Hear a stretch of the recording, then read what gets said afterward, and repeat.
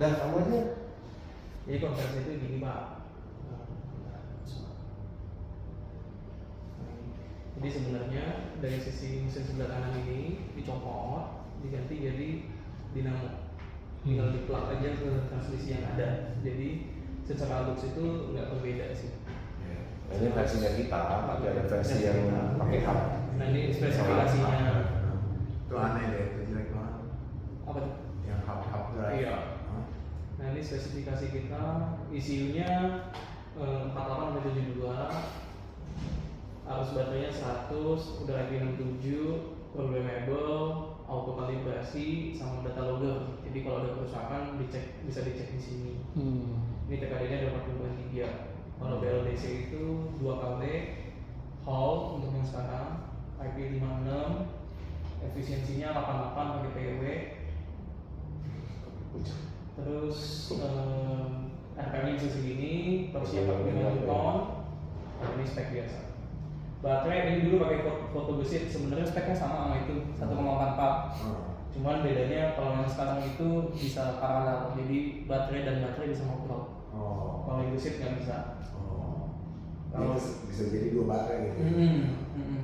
Kalau ini itu step down, jadi dengan pakai baterai ini akinya dihilangkan, kelistrikan motor pakai ini jadinya. Jadi lampu, klakson, semuanya masih pakai ini. Itu udah bikin sendiri semua. Udah bikin sendiri, TKD-nya 65. Ini untuk buka-bukaan gasnya Pak. Jadi pengganti karburator. Jadi sensor TPS. Nah, terus kita dilengkapi dengan sensor kemiringan juga. Jadi kalau motornya jatuh di atas 60 derajat gitu ya, motornya otomatis mati. Jadi kalau misalnya yang bantuin nggak takut ini sih tugas. Nah posisinya di mana? Posisinya di sini. Jadi kabel bodi kita udah siapin sesuai tipe motor, sesuai spek motor. Database-nya cukup banyak. Ini yang tadi untuk step down-nya. Ini untuk proteksi. Jadi kalau dicas dia nggak bisa jalan supaya nggak nabrak waktu dicas. Lagi ngecas nggak boleh, nggak bisa digas. Iya. Itu harus ada karena itu ngikutin undang-undang. Betul. Nah ini bracket BLDC untuk naruh BLDC. Nah ini juga database-nya harus banyak.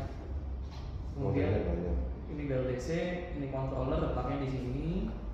Nah throttle-nya kita taruh di sini dan ini baterainya kita taruh di jok. Terus ini bracket sama wire harness. Jadi nanti ketika kita jual bracket kita ngasih drawing ini Pak sebagai panduan penggunaan.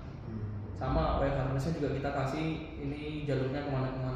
Jadi kalau di bengkel ada masalah ada dokumennya sih. Kalau mau jadi bengkel kan ada blueprintnya. Kalau mau bengkel A ini semua harus ada Pak. Jadi per motor Bapak harus bikin application diagramnya. Terus, nah ini persyaratan bengkel konversi. Jadi kalau mau bengkel B yang seperti biasa, ini persyaratannya cukup ini Pak, resistansi, insulasi, osiloskop. B. Jadi setiap konversi Bapak harus uji itu ke Kemenhub di satu. Nah kalau mau jadi A harus dilengkapi dyno, timbangan, sound tester, alat uji sentuh, uji lampu, dan alat uji rem. Dyno ini sebenarnya nggak tertulis wajib, tapi beberapa kali orang Kementerian Perhubungan datang sebenarnya dyno ini itu sesuatu yang wajib tapi tidak tertulis, gitulah kurang lebih. Jadi ketika mau A, mereka pasti akan tanya dynonya mana, padahal itu nggak tertulis. Karena bagi mereka sama nih kayak kita nih, jadi jangan cuma lampu atau remnya doang, tapi performanya harus diuji. Tapi undang-undangnya nggak menyebutkan itu.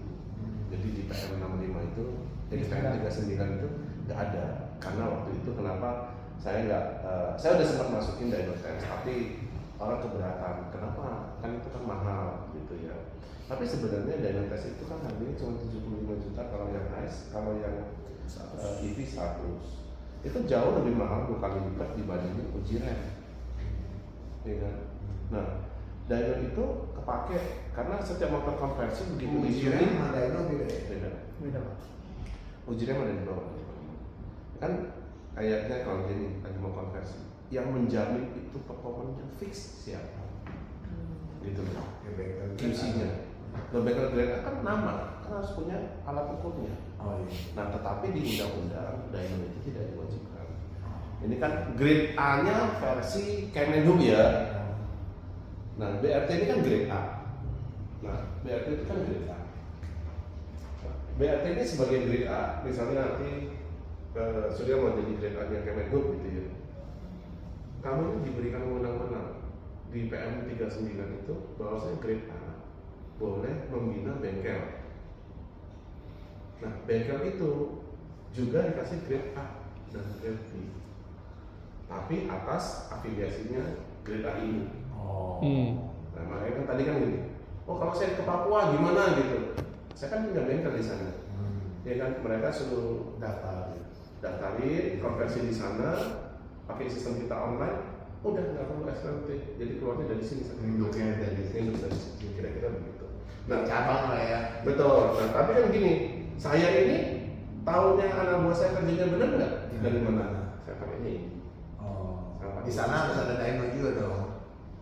Yang connect ke sini lah ya, jadi bisa dicek gitu ya. Nah, iya gitu. Kira-kira begitu. Sebenarnya arahnya ke sana, tapi pemerintah tidak mewajibkan ini karena dikiranya saya jualan gitu. Nggak apa-apa gitu. Oh. Jadi nggak dimasukkan dalam hal itu. Iya, iya. Gitu.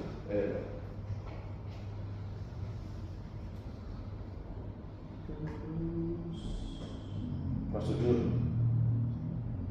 Nah, ini flow-nya Pak.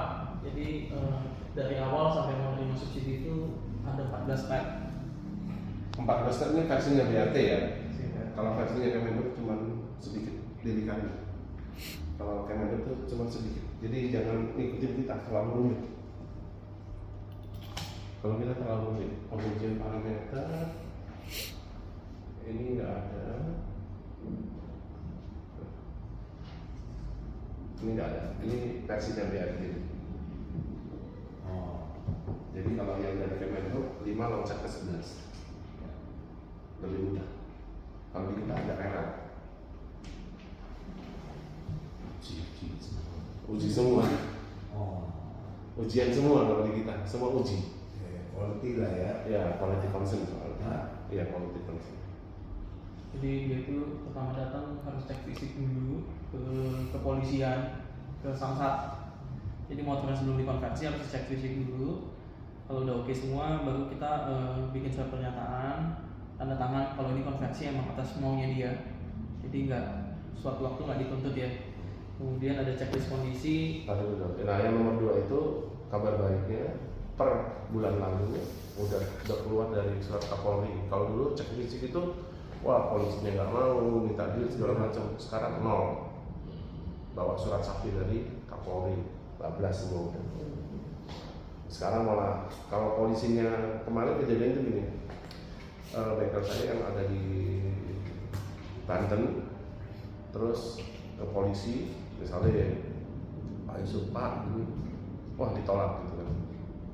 Terus bikin kronologis, kirim ke Desando kirim ke pembantunya Pak Menteri, menterinya ngomong ke Kapolri, kabinnya itu masih diimpus di rumah sakit itu, copot ke bengkel ditangkap, langsung dipindahin aja, hilang semua.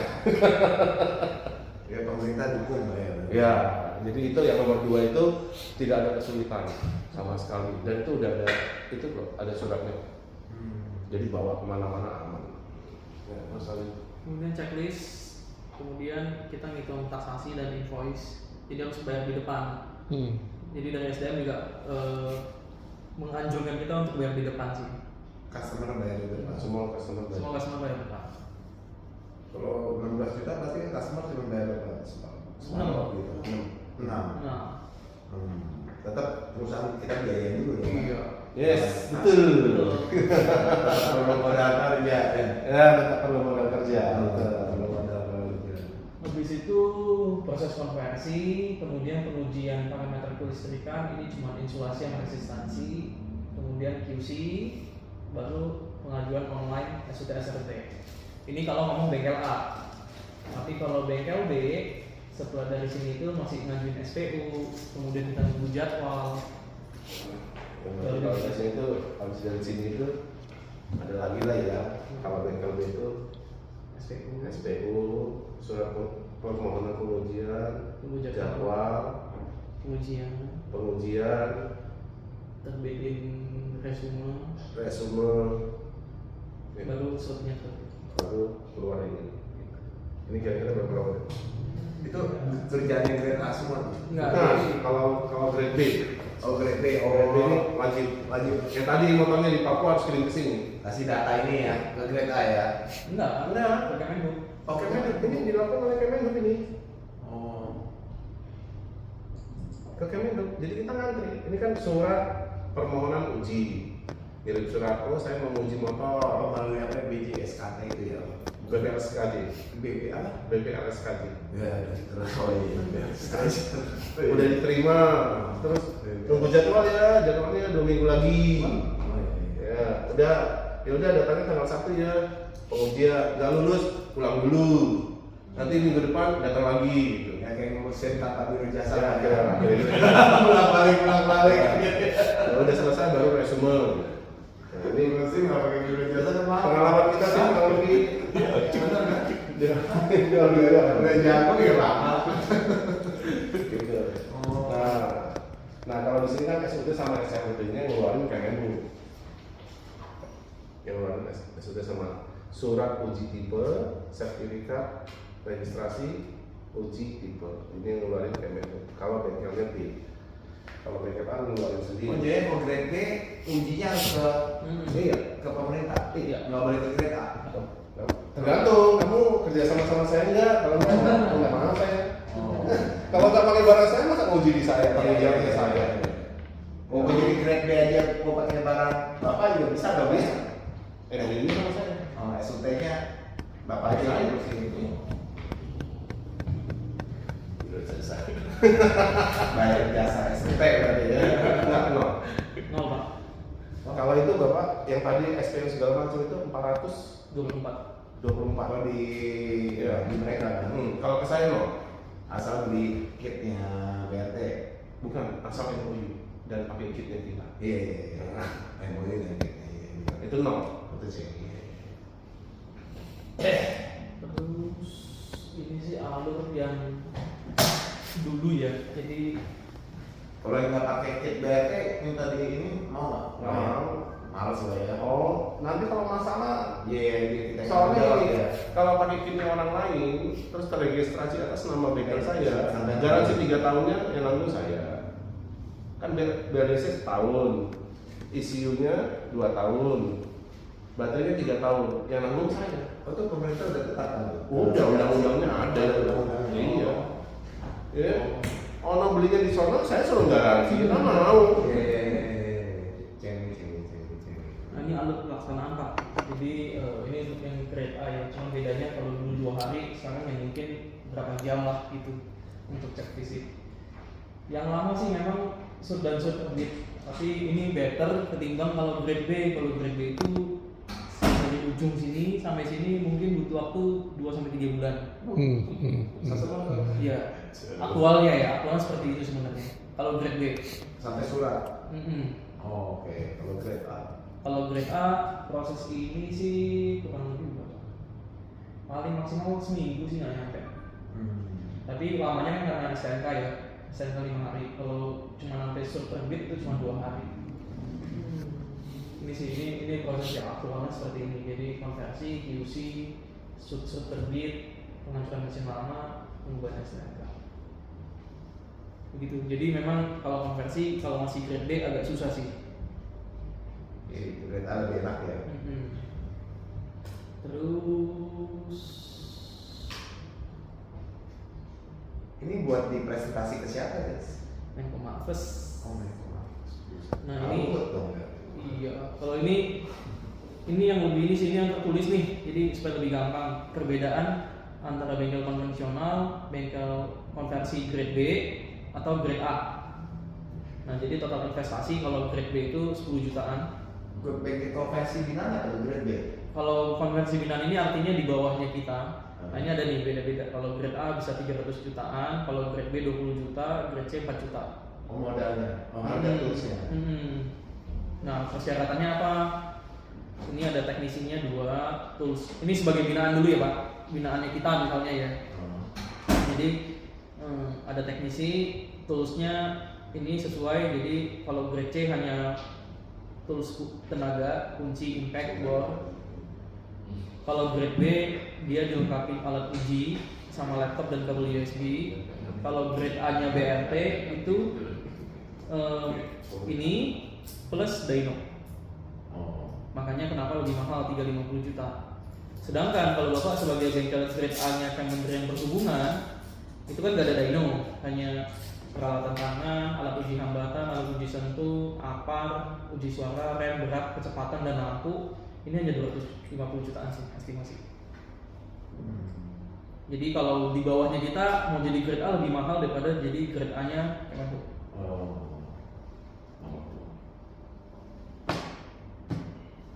Ini sih Pak, ini apa? Tapi tetap grade A juga ya. Tetap grade A, iya. Jadi nanti yang ngeluarin surat kita, tapi jadi si bengkel binaan kita ini tinggal submit data aja by IP, kita yang ngeluarin surat. Kenapa kita lebih mahal ya? Dyno. Ada Indonya ya, sana nggak pakai Dyno ya. Oh, mau di wilayah mana aja yang kemarin dari Jakarta bisa? Bisa. Bisa. Nanti kita ngontrolnya gini sih. Nah, terus gila kan bilangnya kontrolnya di mana? Kan soalnya dia nanya Papua.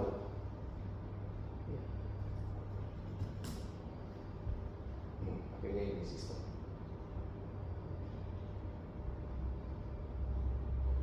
Beli ini kenapa? Biosnya nggak kelihatan soalnya. Nah, jadi bengkel-bengkel yang konversi nih, jadi misalnya bengkel binaan kita di mana gitu, mereka harus masukin data-data ini Pak, data-datanya dulu, masuk ini. Bisa sih, jadi aku juga nggak kelihatan. Nah ini data-data awal legalitas. Ini harus diinput oleh bengkel binaan kita. Terus dia juga harus foto, jadi KTP-nya, STNK-nya, foto motornya, terus nomor rangka, nomor mesin, cek fisik. Ke konsumen ya. Ini cek fisiknya bentuknya Pak. Kemudian cek fisik. Setelah dia udah lengkapin legalitas, baru dia cek kondisi dulu. Ini bengkel kanan ya yang cek ya. Bengkel kanan. Jadi ini toolsnya kita bikinin ke bengkel kanan. Iya. Kalau selain kanan tinggal ikutin aja. Ya, kalau selain bengkel kita, itu dia checklistnya manual, karena punya diri. Iya. Gitu. nah nanti jaga kualitinya gimana? Ini semua hasil pengujian permen tadi yang kelistrikan kita minta foto. Jadi walaupun dia udah input di sini, dia tetap harus foto, mampirin foto sesuai enggak gitu. Nanti di sini ada otomatis sih lulus atau enggak. Kemudian ECU-nya tuningnya gimana? Ini harus dicek juga. Harus difotoin. Karena kalau enggak nanti takutnya enggak sesuai standar kita kan. Contoh. Misalnya.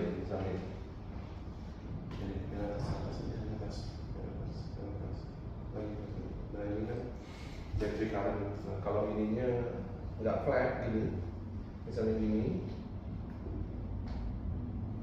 itu BLDC-nya panas. Panas. Oh. Yang hijau apa tuh? Yang hijau. Yang hijau itu arus motor. Harus motor. Arus motor. Yang merah TPS. Yang merah itu RPM. RPM motor ya. RPM motor. Ini baru arus Baterai motor. current. Wah, nggak lulus ke fisika. Kalian ngerti. Kemudian habis itu ya dia tetap harus dyno. Nah ini hasil dynonya tadi Pak. Nah, hasil dynonya tadi harus disesuaikan. Tapi ini hanya BRT doang ya, bengkel lain nggak ada ini. Ini hanya prosedurnya kita. Pokoknya kalau bengkel lain masa gagal itu dan selesai. Kalau bengkel lain gini. Kita jadi sangat super rewel sebenarnya. Nah waktu itu sebenarnya sistem ini, semua sistem yang saya buat ini kan sebenarnya di copy paste oleh Kementerian SDM. Tapi banyak protes, maka dihilangi. Oh, terlalu ribet. Terlalu ribet. Kita mau jaga quality ya daripada di recall apa gitu ya. Hah? Oh, ada recall loh. Itu ngomong recall, tahu ya recall ya? Motor kan kalau salah. Iya, di PM39 itu kalau Ada recall ya? terjadi kesalahan recall seluruh Indonesia. Seluruh Indonesia. Ya pokoknya udah dikonfirmasi di recall. Ada undang-undangnya itu. Ini konteksnya ada Ada recall. PM39